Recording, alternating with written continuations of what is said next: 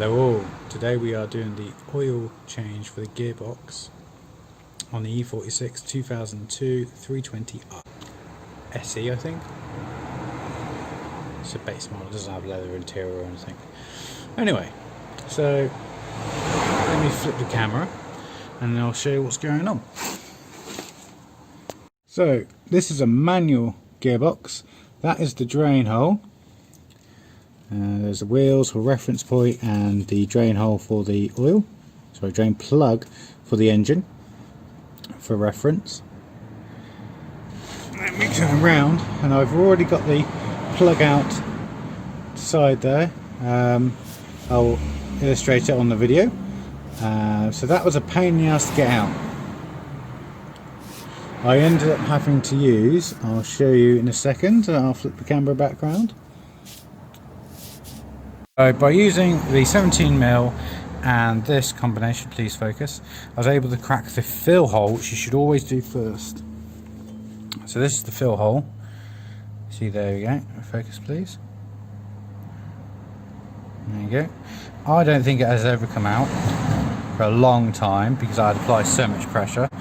Now to get the drain hole out, this setup won't work because there's not enough distance coming down to get past all the engine covers, so I'm going to put a little extension on here and use the same setup. Also, before you take out the drain fluid, make sure that you can fill it back up by using one of these. This is a Draper thing I got from GSF. Find the name of it somewhere. Oh, there we go, Draper. So that just hooks in, you fill the oil in there and you just pump it up. I just wanted to make sure once I've got that out, oil's still in there, make sure that can be fitted, and then you haven't got to worry about draining your oil and not being able to fill it back up. So there we go. It's time to get the end plug out. There we go. Hopefully you guys can see. I've managed to crack it. It was super tight even with my extension on, so I had to add an extension on that to get past this bit, and the reason why I had to get past that bit is I added my extension pole on and it couldn't get past up there. So even with that on, it was tight. I don't think this has been changed for a while, so here goes. It's going to stink, this stuff. Always stinks transmission fluid. Let's just do it and push.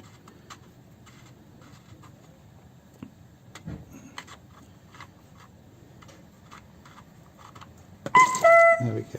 Ugh, lovely. Absolutely lovely. All over my hand. There's enough in there. It doesn't have a magnet on, annoyingly. Perhaps not factory. Anyway, let's get tidied up. Guys, I still haven't got my tripod at the minute. I think the missus has nicked it. Anyway, let's see if this focuses. There was one bit of chunk of metal I just... There's a coppery flakes or something in there. You see it there? There's a bit of chunk of metal. Oh yeah, you can see the chunk of metal on my thumb now, just there. So that's what I've seen so far on this. Again, this hasn't got a magnet, annoyingly. Right, so this is the oil. It's got a load of coppery bits in. You can see them all shining over there. So I'm not too sure if it's supposed to have copper in or not. Part of me thinks so, to soften gear changes. I don't know. Yeah, so bear in mind this wasn't clean when I bought it. But yeah, it doesn't look too great. It's very black. My torque bar set to 50 Newton meters even, according to the Hayes manual. Please focus. So the oil drain plug is there. I'll put up a picture as well in a minute. 50 and 37 foot-pounds. So 50 meters. So I've got that set. So we're going to pop the drain plug in now. Now I've raised the car back up. Because I'm only working from the one side.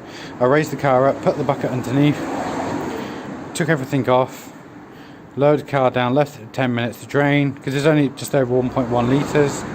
Chuck the car back up. I'm going to put the drain hose back in, put that in, lower the car back down and pump the liquid in whilst it's on level ground. Once it's overflowing, I'll jack it back up, and because I'm jacking up to the other side, it should bring the hole up above, back up. It should stop the leaking. Screw it back into 50 and lower it.